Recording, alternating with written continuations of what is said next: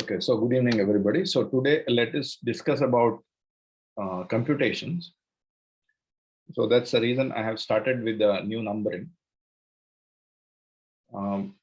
Basically, what we have learned so far is what I could call as essential quantum mechanics. And we can go further and learn a little more. However, I have deliberately made a pause because let's have some sense of progress so that we are also learning the computation part. What is required for understanding this quantum computation is already kind of done in the previous classes. If it requires any more clarity or some more classes, we can do it when it is necessary. But if you can go through the structure of the linear vector space, the Hilbert space, and the basic postulates of quantum mechanics, that would be more than sufficient for you to grasp what is going to come in the future classes in quantum computations.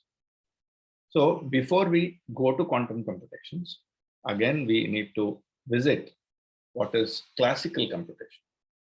All of you are aware of computers, different kinds of computers that you might have seen, including the modern cell phones, which basically use some other kind of a processor. It's a mini computer in some sense.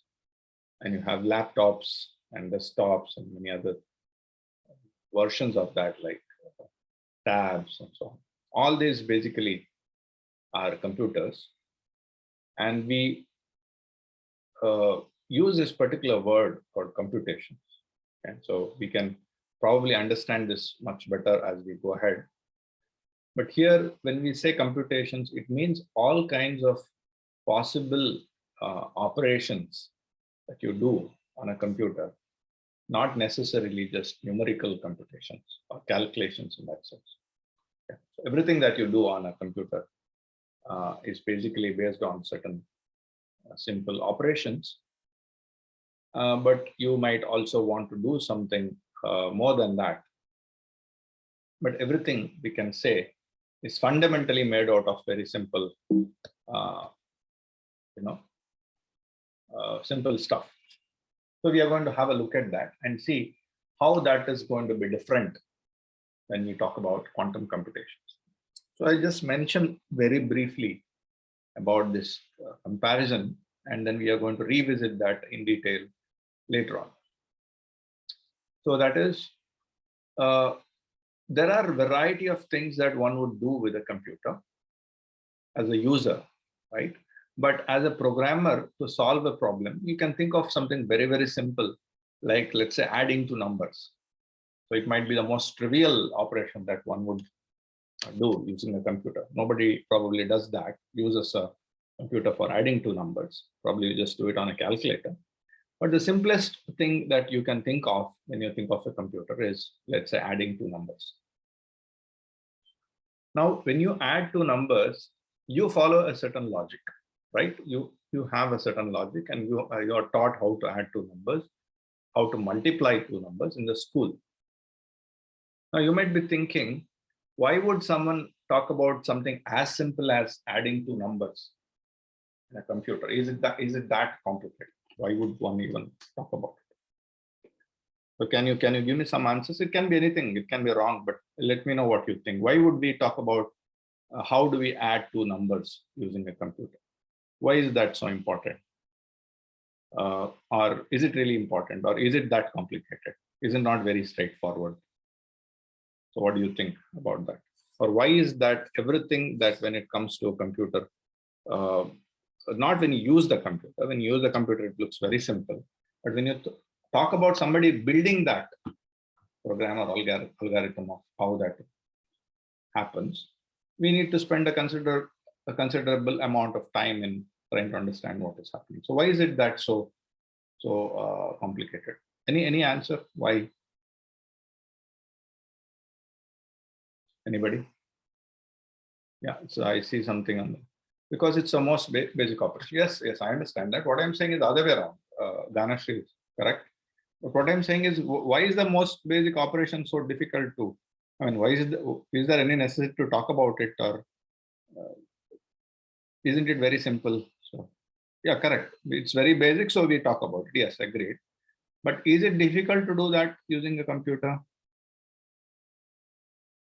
Not as a user, but as someone who designs a computer, and first time think of it, that you are given nothing, you're given absolutely nothing. You're asked to build a computer, not a very complicated computer, some small computer which will just add two numbers.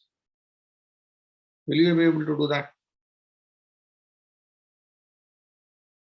So anybody can think of doing something and add two numbers.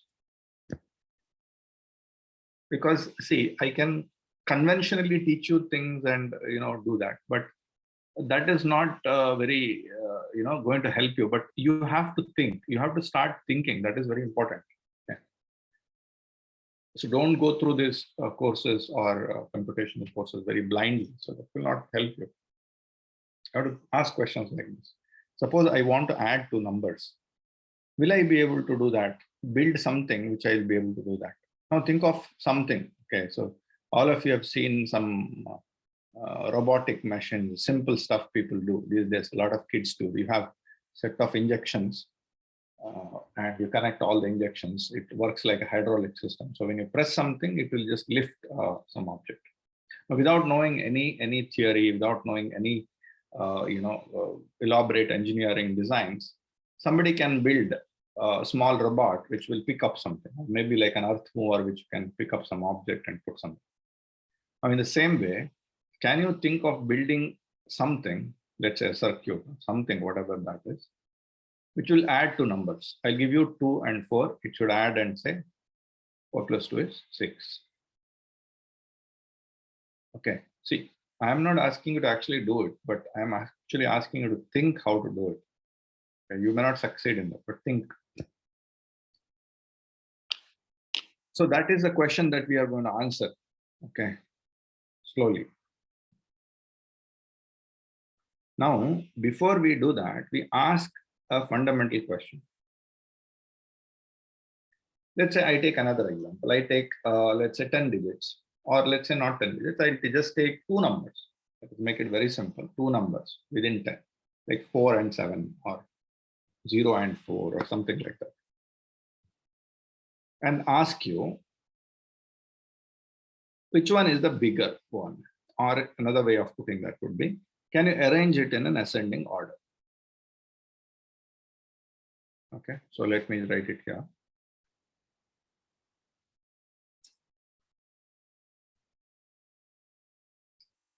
So I'm going to write it here. Hopefully you'll be able to see that. Choose something. Okay. So let's say I have given you 2 and I have given you 4. You should get me 6. What do you do anything? I mean, you're not supposed to use a calculator, but you have to build a calculator. Can you build a calculator? Anybody, any suggestions? Any simple thing?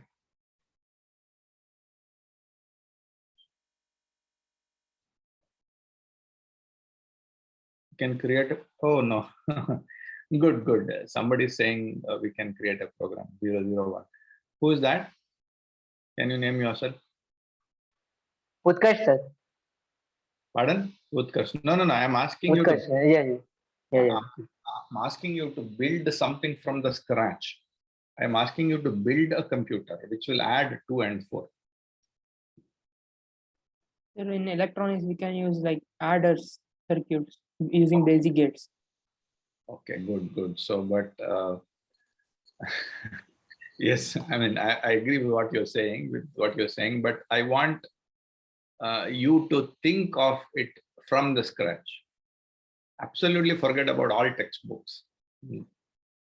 Don't use any textbook. Don't use any concept from any textbook. It has to be completely your own idea.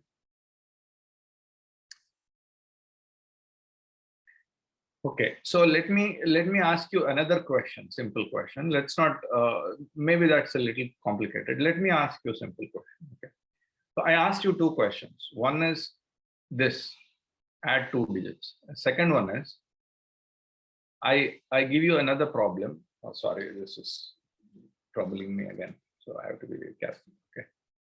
Okay. So I'll give you 2 numbers. Let's say 7 and 1. Oh no, the lag is actually not good. So 7 and 1. Now I ask you to order this in ascending order.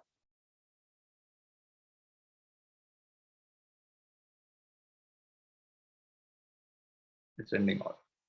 Okay. So these are probably a little difficult problem. So let me ask you a much simpler question. Suppose I give you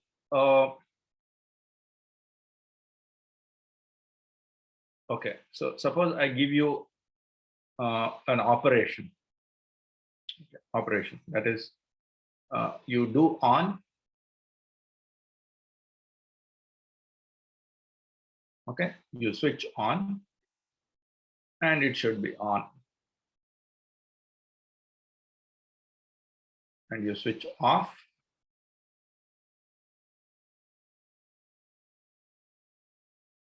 It should be off. Oh, I don't know why this is happening. Okay, so this is off. There is a small delay, but you are able to see, no, right? It's clear? Yes, sir. Yes, sir. So why am I talking about this? So, okay, so here, what is this? Let us try to understand. I should be giving 2 inputs. One is 2, and I'll be giving another input, let's say 4. So what I'm asking you to build a machine, okay, some kind of a machine that should take 2 inputs, A and B, and spew out an output, let's call it Y. Okay. So what is that? What will do such a thing is the question. So instead of answering a difficult question like this, now I made a simple question. There's only one input.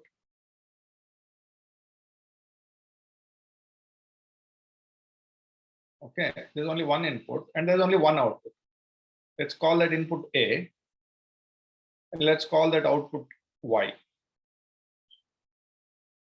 So when your input is on, okay, on, there are only 2 possibilities, on and off. When the input is on, output should be on. When the input is off, I'll call it F. Output should be off. Can you do something like this? What would be that be? I'll give you an example. I mean a clue. You make a small circuit, what would that be? Okay. I'll make your life even more simple. Make a bulb. Take a bulb. So the bulb should glow. If the bulb glows, it is on. That's output. Bulb goes off, it is off. So what should you connect here?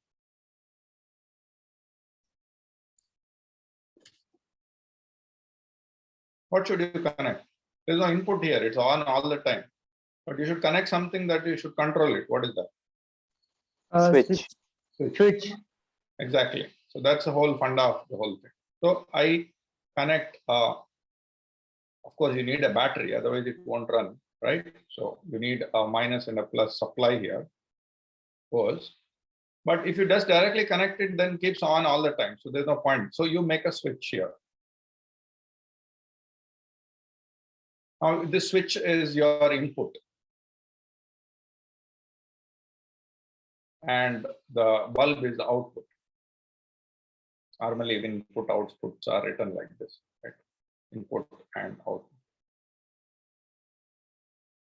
Now, this is the simplest kind of a circuit which will realize this operation. It will take one input, and if the input is on, the output is on. If the input is off, the output is off. So that can be done with this kind of a circuit. So we have successfully able to connect a simple operation with the logical diagram and a corresponding physical thing. This is something you can build at home. This is not a big deal, right? You can do this.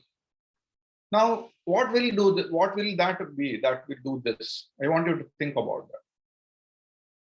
So before that, let's do one more step, a little more complicated one. Not so complicated, but one step ahead. Okay. I should give an input on, then the output should be off.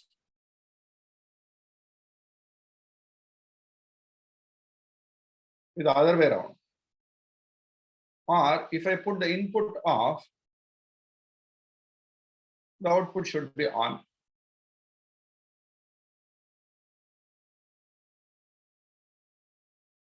How am I going to do that?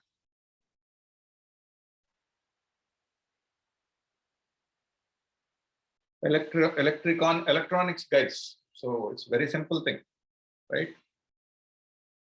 This will not do it. So I have to do something to this. What should I? Create one short, sir. Very good. But go one step ahead. Your idea is right, but I'll give you a clue. Where should the switch be? Combine your idea and my idea. Where should the switch be? How is the switch here? And how should the switch be here? Sir, the switch should be between the 2 points. Exactly. What's your name? Sonal, sir. Huh? Sonal, sir. Sonal. Good, good. So you put a switch in parallel. So that switch was in series. Now you put a switch in parallel. Now you have minus. You have plus here. Now when the switch is off, it will conduct and it will have power. So you have off, then on. When you switch on, it will become a short. So the current will obviously go through the shortest path and the bulb will not glow. So if you put it on, it will be off. Now we have demonstrated that using the extremely simple kind of what you call, what did I do? On, okay. Yeah. Simple kind of a logic, the simplest kind of logic ever. What is that? On should be on, off should be off, on should be off, on should be off, should be on. So that we are able to demonstrate. Now, how can we do such a thing which is a little more complicated? Say I have two switches, two inputs, and one something comes out. Now, what I'm going to do now is I'm not going to do this anymore. This is left to you. You can do this. So this is the physical realization, the physical circuit. So this is what we can call as the hardware. Suppose you ever build a computer, okay? If you build this is not homework, don't get scared. This is hardware, okay? So hardware, and this is what you're doing here. That is software in some sense, right? So this is other end of this is software. Now the software and hardware have to be there. Both has to be there. You cannot just be doing the software. If there's no hardware, what will you do? What will give you this computation? You can have this logic, but that logic has to work there. Hardware has to be there, right? Now I've shown you that the simplest possible computer which you are going to build will have what is called a switch. Okay, so that's the most important thing. That's the point to drive home.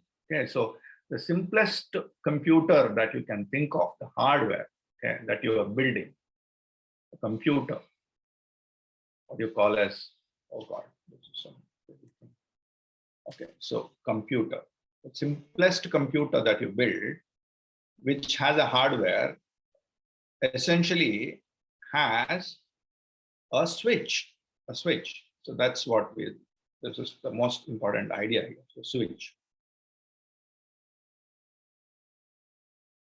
I have not established that this can be anything more than this, but I can ask you to trust me for the time being, and maybe later on you can go on this journey of making the next statement possible. Okay, what is my first statement? My first statement is that The simplest possible computer will have a switch in it. That's the most fundamental part of it. Now we have demonstrated that there are two operations can be possible with that simple switch, right? You can make an on and on, off and off logic, or on is off, off in on logic, right? Now I'm going to claim that if I am able to do such a thing with a simple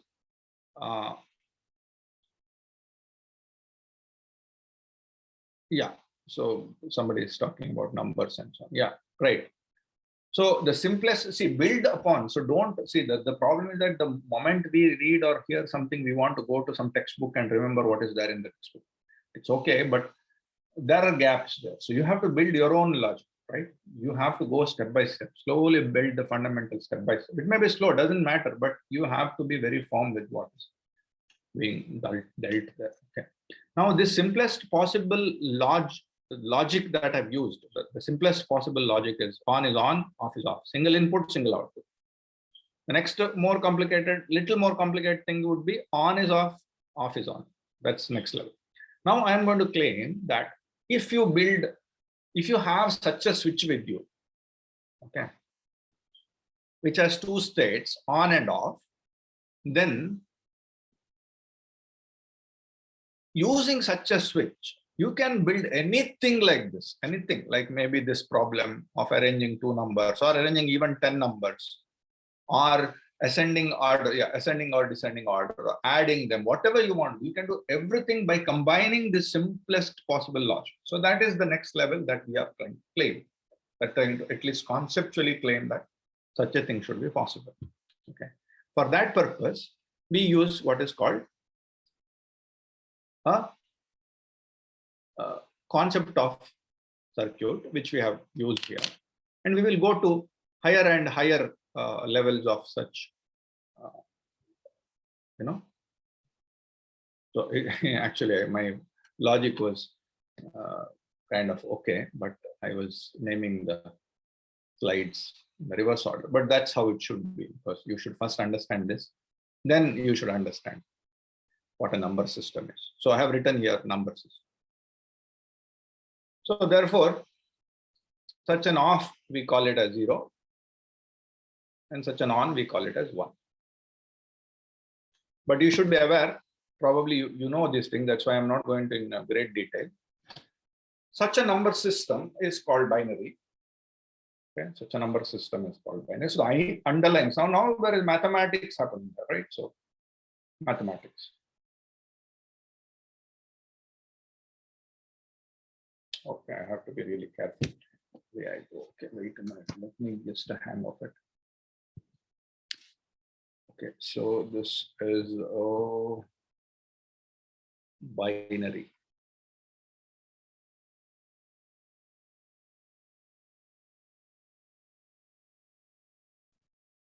That's not happening. Okay. Okay, I missed. There is a lag, so because of the lag, the letter's not getting. 1 second, just hold on.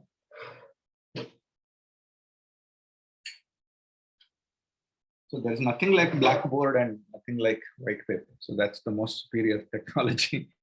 So this is, okay, binary. I'm not going to worry too much about this. I don't know what's happening. It used to be fine. I think it's a lag, so probably lag. So let me try again. So binary.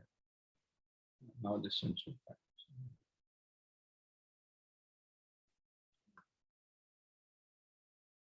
No idea why this is okay. So maybe I have to change the name. So binary system. So binary system, suppose I can have a number like this in binary system, 1, 0, 1, 1, something like this. This is a number.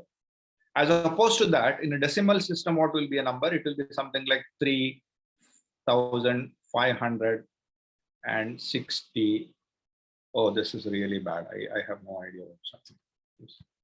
Okay. So 60. I have to be very, very cautious. Okay. 7. Okay, fine. Yeah. This is 5 letters. So in a binary, in a decimal system, The place values are 10 to the power 0, because it's a decimal system. The place value here is 10 to the power 1, and so on. This is 10 power 2, this is 10 power 3. Then you multiply 10 power 3 is 3,000 and 1000 into 3 and so on. But here, the corresponding values would be 2 power 0 and 2 power 1 and so on, right? So this is how. So there is mathematics here. So we call this as the binary system, a binary. And once it doesn't like binary system, my computer, so it's not letting me do this. Okay, just hold on. So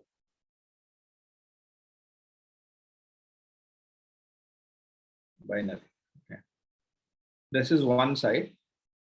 That means there is a mathematical underlying mathematical structure. So this is a very important thing that you need to understand.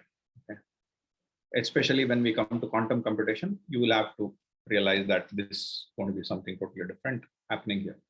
So then, based on such a binary number system, there lies a logic, there exists a logic which we have used here. So that logic we call, it's a Boolean algebra, it's called the Boolean algebra.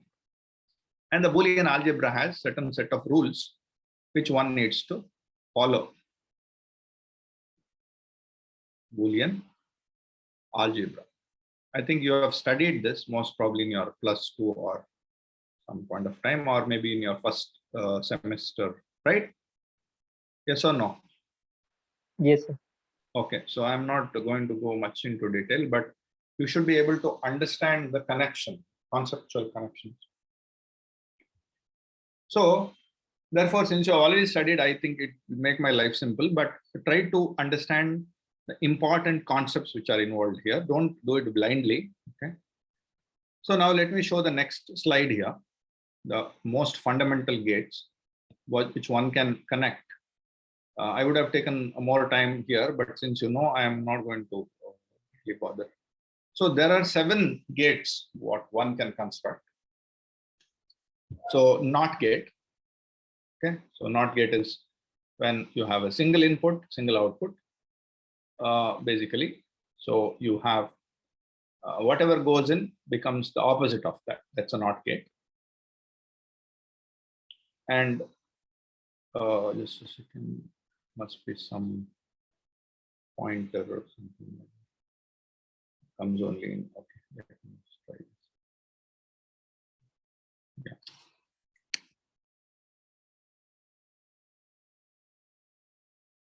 Okay, so 0 goes in, 1 comes out. 1 goes in, 0 comes out. That's NOT gate.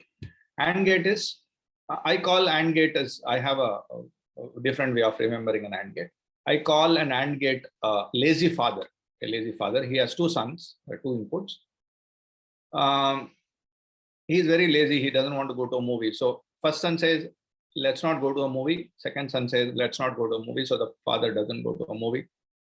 The first son says, let's not go to a movie. So the second son says, let's go to a movie. So the father still is no, because he is saying, oh, the other son is saying no, so I'm not going. The first son now says yes, but the second son says no. So father is still no, because he is lazy, so he doesn't want to go. But when both the sons say yes, he has no other option. So he gets up, get ready to the movie. So the OR gate, I call OR gate as an enthusiastic dad. So both sons say, let's not go to the movie. Oh, he can't go. But at least when one of them says, let's go to the movie, he goes to the movie. So other way around also. When both of them say yes, obviously he's happy to go. That's OR gate.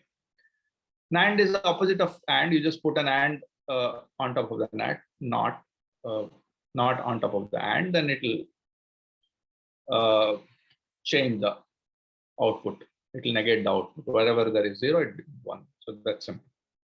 NOR is put a OR in front of the and not in front of the OR, that will become NOR. XOR is exclusively OR. That means only when an exclusive condition of OR exists, it will be 1. When both say yes, he is not going to say yes. He is like a, what do you call,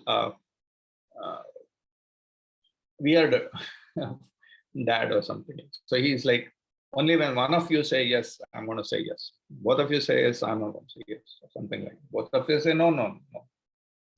XNOR is just put a not on top of XOR. So they're all the basic gates. Now, what we are going to claim now is it's any operation. It's going to be any operation. Now, meanwhile, let me make you think a little bit. Can you think of that bulb example and do all of these guys? Just give it a try. Okay, so that will make your imagination and your thinking rich. Okay, you probably didn't try that. And see whether you can make a NOT gate out of bulb. You already did, right? You already did the NOT. Yes, sir. Yeah. Mm. Now, can you do an AND? Think about it. Can you do an AND? Think about it. Think about this. Okay. So that's a hardware part of it. This is the logic part of it. There's a hardware, there's a logic. To connect the hardware and the logic. That's the idea. Okay. Now I'm going to claim that no matter what computation it is, whether it's ascending numbers, descending numbers, adding numbers, multiplying numbers, you just combine these guys and you'll get everything. So that's the claim. Okay. Now, since you already know, I mean, I'm kind of assuming that I can go a little faster. Let us say you add two numbers 0 and 0. Okay, you know binary addition. 0 plus 0 is going to be 0. Sum is 0. Carry is 0. 0 plus 1 is going to be, sum is going to be 1. Carry is going to be 0. 1 plus 1, 1 plus 0, sum is going to be 1. Carry is going to be 0. 1 plus 1, sum is going to be 1, 0. Carry is going to be 1. Everybody knows this? Yes. Okay. Now you think. Okay, now forget about the half adder and don't bring all those textbooks in your head. Now you tell me, okay, don't be smart and look up in some internet or your old book or remember, don't do all that. Just look at this. What I want you to understand is the following, okay? You do, so this is a case where there are two inputs and there is one output. So think of S as one output, C as one separate output. There are two outputs. So what will you do to these two so that you get 0? When both are 0, look at this. When both are 0, this is 0. When one of them is 1, you realize what this output is? Now we just looked at it. What is this? XOR. XOR. It is OR. It is 1 only when exclusively one of them is 1. And what is this? And Huh? and gate. And when only both are on, it is going to be on. So it is very simple. So deciding what gives such an answer. So there is some kind of an answer. What gives that an answer? You don't have to worry about it adds or subtract, does whatever it is. It doesn't matter. It should give that answer. So that's called an half adder. Okay. Half adder because it doesn't, there is no provision for carrying the number forward. So you have another big number. You can't do this. It can be done only for a 1-bit thing. More than that, it can't carry it to the next value. That's why it's called a half adder. You can have a full adder also, but that is not our intention right now. We need not study so much, but we have to understand the logic, what is happening. What is the most crucial takeaway point here in my lecture today is that you start with something very simple, then you can even make a hardware, then you make the simplest possible logical operation, and then you say that combination of such logical operations can build bigger operations or bigger computational stuff. This is computational. Adding numbers is computational. Then we'll do multiplying numbers, then we'll do subtract. You can do whatever you want. Okay. So that's only a question of detail. So this is an XOR. This is a AND. XOR, you already seen how the output is. Exclusively OR, and this is going to be the operation of XOR. That's going to be A complement into B plus A into B complement. So this you have to study or you have to go through this. This is simple. So that will give you the sum, and will give you the carry. Okay. So what am I trying to say here is that if you start with the simplest basic operation, you will be able to, okay, so let me mention this somewhere here. I think here, let me write this here. What is that I try to tell you? So if I'm writing sentences, I better write in the computer, it makes things faster.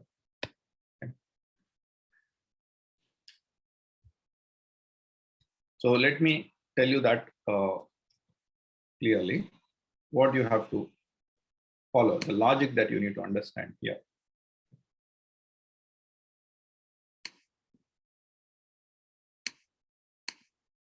We will probably write it in the reverse order, in the sense what we need and how to do it. So what is our requirement? What do we need to do?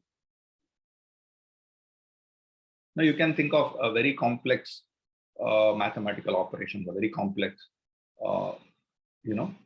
computational requirement. Let's say I want to send an email. Somebody says, I want to do a complex integration. Now, these are the things that you want your big computer to do. So this is your requirement, right? Now, how to do it? So you have to build a computer.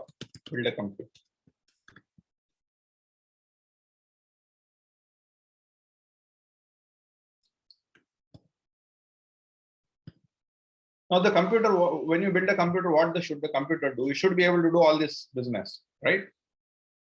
So I now propose that first don't attack this complex. First make simple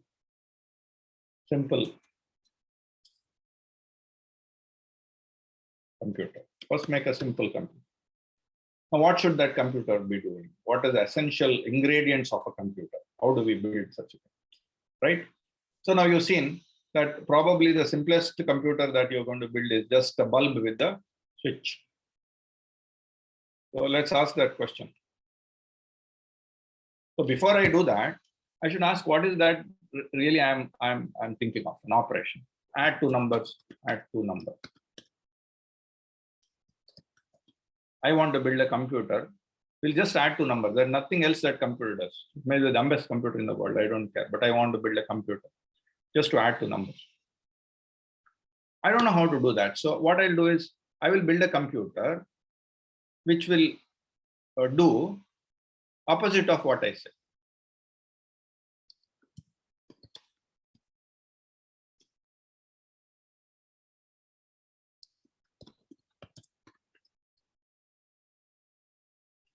And it will also do a logical operation called AND. These two things I will make it do. I'll probably use some, how to do this is probably a little bit of a homework, but first one we have already done. Take a small circuit bulb and just put a switch, it will work. Now think of the second one, let's say you do. Now I'm going to claim that if I do this 1 and 2, if I do this 1, if I build a computer which does this two operation, 2, then it will be able to do the operation which I wanted to do. What is that? Add two numbers. So this is my hypothesis. This is my plan.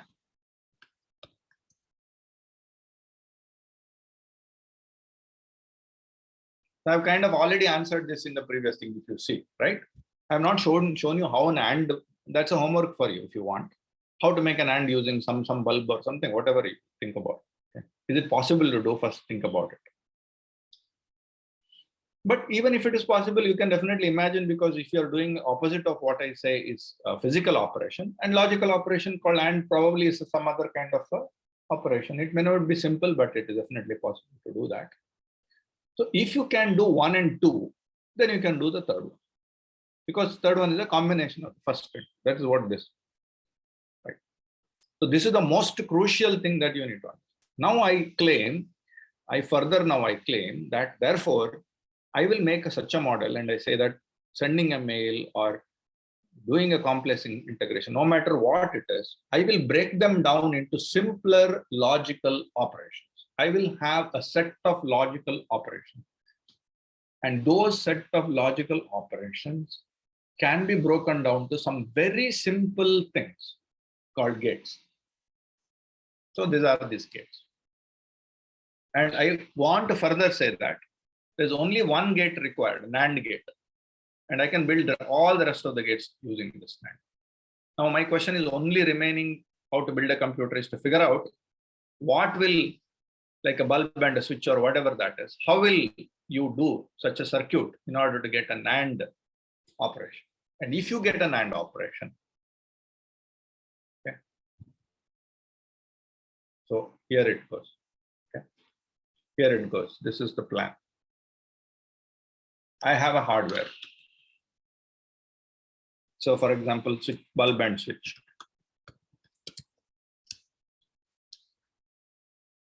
Now, if I have such a hardware, then I will come up with the simplest logical gate. Let's call it NAND. Then I can do any computation, any complex computation. So if I prove that these are true, then I can build a computer. It's only a question of money and time and patience. But in principle, if I prove this, then my job is done. I can build a computer. All right. Now, this is what we are doing here, this entire process. It's a kind of a very oversimplified process, but this whole idea of what we're doing here is how a classical computer is built. So how is it built? There is a switch, and the switch has two states, 0 and 1, which we call them bits. Okay. And then when we do the operations, logical operations on them, and then further, there are also what are called decision-making algorithms, which are built on the logic gates. And based on that, you can do any computation. So this is what, so far, whatever we have been doing, whatever a computer has been doing, this is what we call classical computation.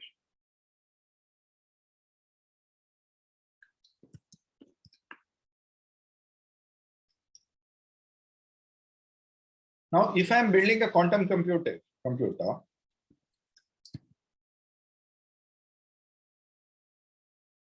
I have to follow the same logic. Logic will remain the same. Maybe the method may change, but the logical flow will remain the same. I want to send a mail. I want to encrypt a mail, let us say. Or let us say I will do the same thing use a quantum computer for the sake of simplicity. I will not do some complicated thing. Let me see whether my quantum computer will be able to do an integration or send a mail. Okay, then I say that, okay, all those sending a mail, doing an integration, all that can finally broken down into something simpler. So I don't want to build a complicated quantum computer. I'll build a simple quantum computer. What will the quantum computer do? It will add two numbers. Okay, that I don't know how to do. So what I'll do is I'll do much more simpler than that. I will send something and see whether opposite will come, or I will send something, same thing will come, or I'll send two outputs and output will come only when both of them are on. So that's an AND. And then I say that if I do AND and not, then I will do, yeah, actually it was not AND and not, it was XOR actually, sorry. So there is XOR also here. XOR. But basically I have XOR, I don't need XOR actually, because there is AND here, there is a NOT here. So I will make it a NAND. Then NAND can be used to make an XOR. So technically I'm right, but I haven't shown that. It's logic is. But you get a half adder, you do full adder, you do everything end of the day, and you finally build a computer. Now this logic remains the same for a classical computer, a quantum computer. The logic doesn't change. Now what then changes is a question, right? So that is what we are going to see in the next class. So before I go on to what is it that changes there, I might have to say a few more things about how a classical computer works. Then we will see how the quantum computer works. Okay. But since probably I don't know if there will be a class tomorrow or the day after, I am going to do a presentation on the next class. I will give you a little fast forward and I will just discuss a bit about this. Not in detail because we need to go step by step. I don't want to jump, but a small point which I would like to mention, I think I told some of you the other day. That's going to be a very crucial, so let me write quantum computation. So keep those questions in your mind. Let's say you want to add two numbers and you want to build a quantum computer to do that. How will you do it? Is the question. Okay, no, I don't know whether I can answer the question, but at least question is more important. Answer is not so. Okay, so if you know the question properly, you will find the answer one day. If you don't know the question, you don't never find the answer. Okay. So how to build a quantum computer. So what is going to happen here in quantum computer is this 0 and 1, what we call as these two states, which have been used, which we call bits.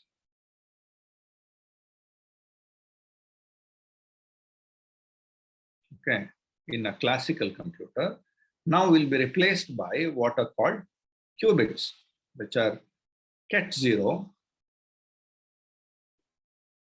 which is going to be actually 1 0. It's a two-state system, the matrix, and ket 1, which is going to be 0 1.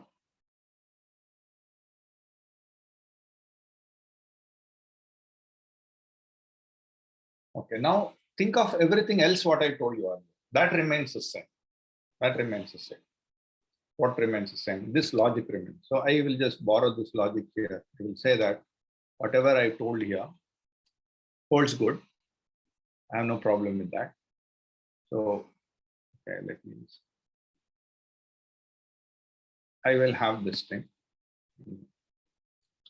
and I'll paste it. Paste.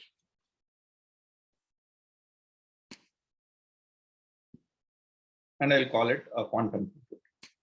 I'll just replace that with quantum computer and then I will do the same thing, same process, the same everything.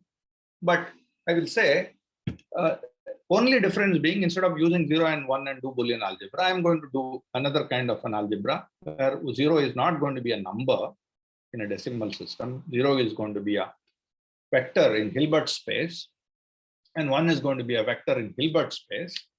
And I'm going to call these two qubits.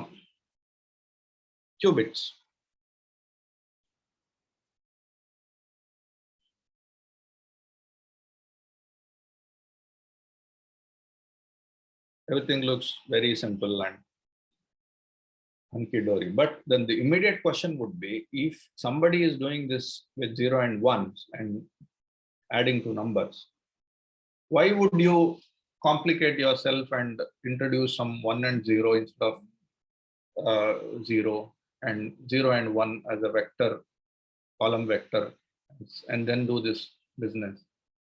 I mean, somebody must be mad to do that because it is obviously more complicated, right? So you have a simple way of eating. You just eat like this. And why would you go around your head and bring it and eat like that? So that's a question that obviously somebody will ask. So when you can do this with a classical computer, why are you doing it with a classical quantum computer? Yes, the question is valid, and also the answer is that you don't have to. But what if, okay, now this is the question that's coming in. It's a very important question. What if? What if? What if you take, okay, you take a complex problem or a totally different problem, a complex problem,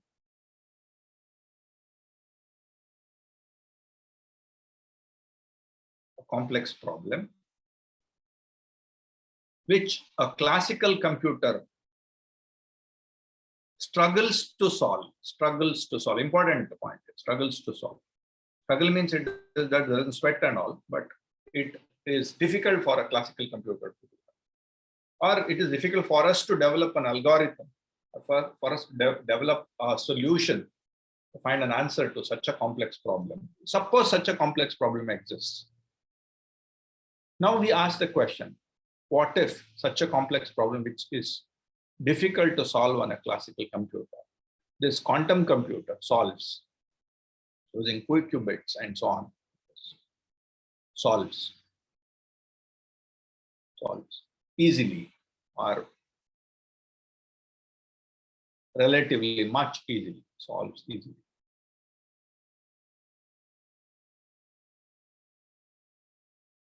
Right? If that is so, then definitely we are going to use this. So that's the contention. That's the plan. If there are two numbers, you want to add them, make an AND gate, make a some other gate, and then just do it. And why do you have to complicate it your life? Definitely not going to do it, right? But what if there is a complex problem which the classical computer struggles to do? In that case, I'm going to use a quantum computer which will solve it easily. And yes, there are such problems. Yeah, there are such problems, and those problems are kind of classified into majorly two areas. One is where searching is involved. So these are called searching problems or searching algorithms which are written in a classical computer. And of course, there are a few more of them, but I'm only mentioning the important ones. Second one is encryption or cryptography. So there are problems of searching when you have a large data, how to search in that. And second thing is cryptography, how to encrypt and decrypt data. Security is a concern. So there are problems in these two areas. At least let us take these two areas, searching problems and cryptography problems, where a classical computer finds it difficult to solve these problems. The algorithms are, in compared to what you may say as a quantum mechanical approach or quantum computational approach, going to be very difficult. Therefore, the quantum computer definitely has what is called an edge. It's also called the quantum supremacy.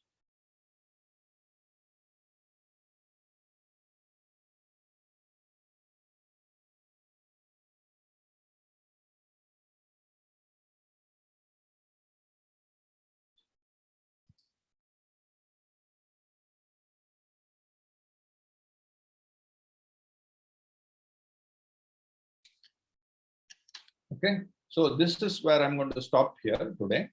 So we are going to see in the next class slowly, what are these ideas? What are qubits? What are quantum gates? Do you have something like AND not in quantum also? Do you have something else? What are the basic quantum gates? How to make a basic quantum circuit? For example, here we saw a basic classical circuit, a very basic classical circuit, right? This one.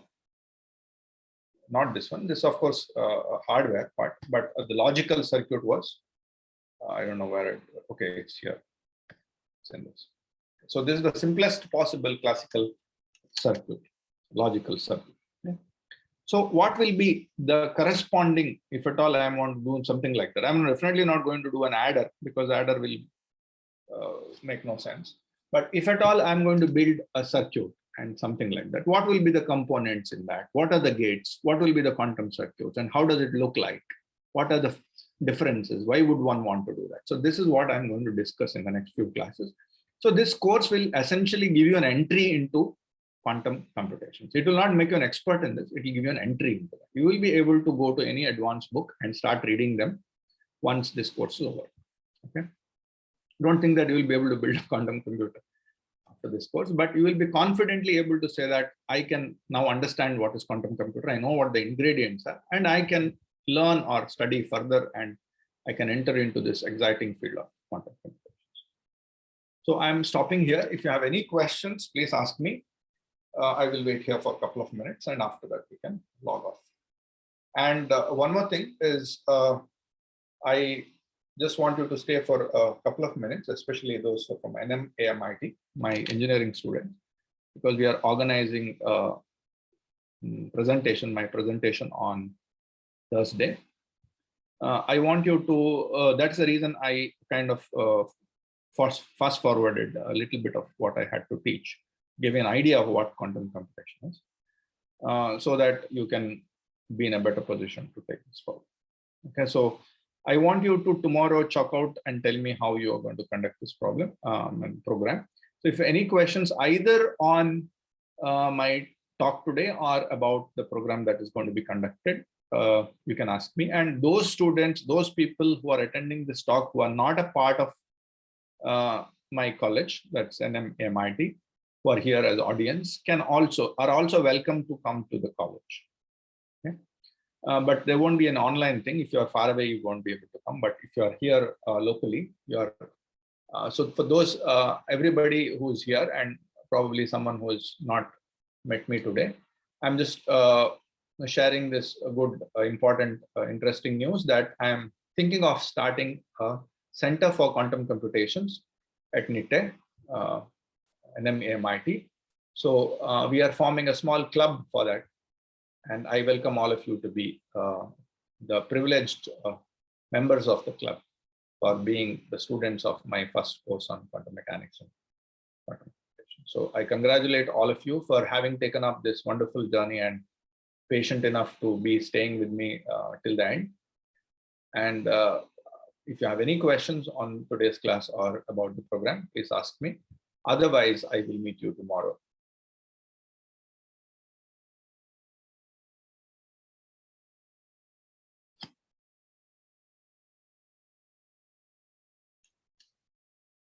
Yes, please.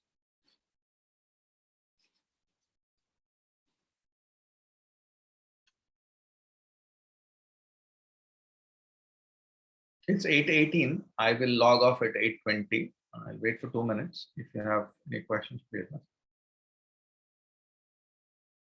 So I see some question in the chat box. Thank you, sir. Okay.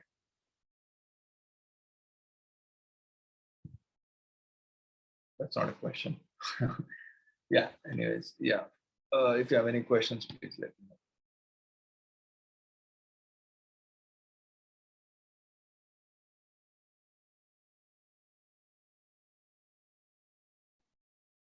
Hello, sir. Yeah. About the program, so can you share who are now going to be guests? Well, actually, I am not doing any formal function. Okay. So there won't be guests. That's how it's going to be. Okay. But one thing that you can keep in mind is a principal might come. So if the principal comes, you have to welcome him. And I have formally started this discussion with the computer science department. Sorry, information science department. And the HOD is, what's his name? Just hold on.